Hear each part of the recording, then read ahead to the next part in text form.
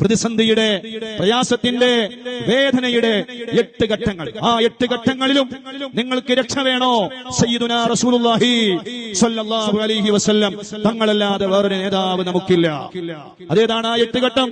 അതൊന്ന് മരണത്തിന്റെ ഘട്ടമാണ്, സക്കറാത്തിന്റെ ഘട്ടമാണ്, ശരീരത്തിൽ നിന്ന് റൂഹ് വിട്ടുപിരിയുന്ന ഘട്ടമാണ്. ആ ഘട്ടത്തിൽ നിങ്ങൾക്ക് രക്ഷ വേണോ? ഖബറിൽ പോകുന്ന ഘട്ടമാണ്.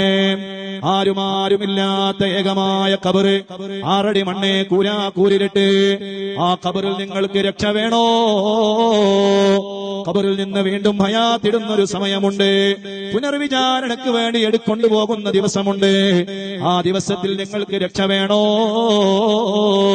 അതേ, ചുട്ടുപൊള്ളുന്ന മഹ്ശറാവൻ സഭയിൽ ഒരുമിച്ച് കൂടുമ്പോ നിങ്ങൾക്ക് രക്ഷ വേണോ? അതേ, നന്മതിന്മകൾ തൂക്കുന്ന തുലാസ്, ആ തുലാസ് തൂക്കുന്ന വേളയിൽ നിങ്ങൾക്ക് അതേ രക്ഷ വേണോ? വിചാരണയ്ക്ക് വേണ്ടി മനുഷ്യനെ എടുക്കുന്ന സമയമുണ്ട്. അത് വല്ലാത്തൊരു ഘട്ടമാണ്. വിചാരണയ്ക്ക് വേണ്ടി നമ്മൾ എടുത്താൽ നമ്മുടെ കയ്യിൽ അള്ളാഹുവിന്റെ അടുക്കൽ 110 അതേ പരിപൂർണതയോടുകൂടെ നിർവഹിച്ച ഏതെങ്കിലും ഒരു അമലുണ്ടോ? ഒരു നിസ്കാരമുണ്ടോ? ഒരു ഇബാദത്തുണ്ടോ? ഒരു സൽക്കർമ്മങ്ങളുണ്ടോ? ആ വിചാരണയുടെ വേളയിൽ നമുക്ക് രക്ഷ വേണോ? ആ രക്ഷയുടെ ഘട്ടങ്ങളിലെ, ആ വിചാരണയുടെ ഘട്ടങ്ങളിലെ സുബ്ഹാനല്ലാഹ്, എല്ലാ പ്രതിസന്ധികളും കഴിഞ്ഞ് അവസാനത്തെ ഒരു ഘട്ടത്തിലേക്ക് കടക്കുകയാണ്.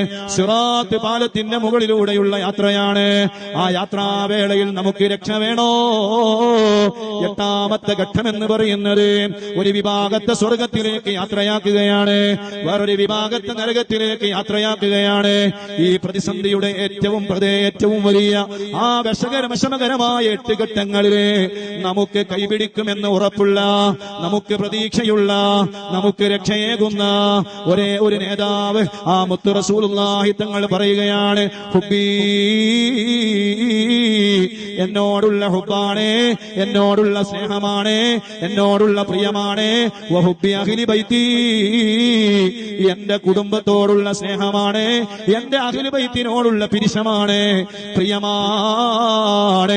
അത് മാത്രമേ നിങ്ങൾക്ക് രക്ഷയുള്ളൂ എന്ന് സയ്യിദുനാ മുഹമ്മദുർ റസൂലുള്ളാഹി സല്ലല്ലാഹു അലൈഹി വസല്ലം.